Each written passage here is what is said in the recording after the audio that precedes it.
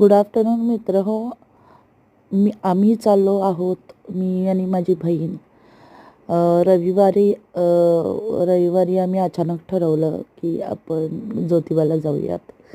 तिचा कॉल आला आणि मग आम्ही लास्ट मोमेंटला लगेच डिसाईड केलं, गाड्या काढल्या आणि आम्ही निवांत फिरायला आणि देवदर्शनाला म्हणजे ज्योतिबाच्या दर्शनाला आम्ही निघालो आहोत.